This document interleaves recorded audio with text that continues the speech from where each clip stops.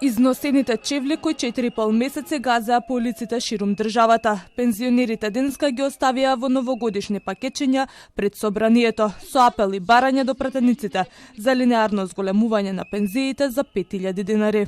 Ги повикувам пратениците сите 120 кои го имаат документот нашиот предлог закон и едниот и другиот да пристапат кон решавање на нашите проблеми еднаш за секогаш.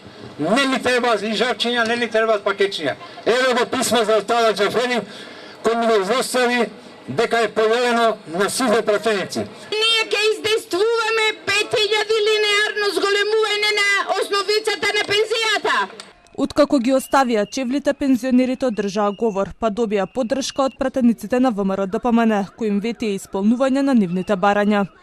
Ние како ВМРО-ДПМН се соживуваме со махата што имате вие.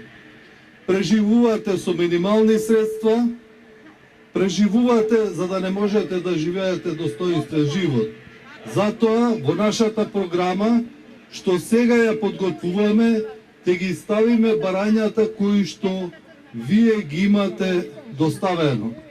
Пензионерите не се откажуваат од нивните барања и се заканија дека протестите ќе продолжат доколку не добијат линарно зголемување на пензиите за 5000 денари.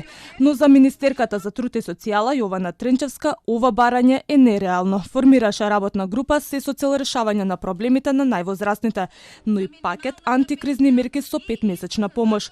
Пензионерите со пензии до 14.000 денари ќе добиваат владина помош од 3000 денари месечно.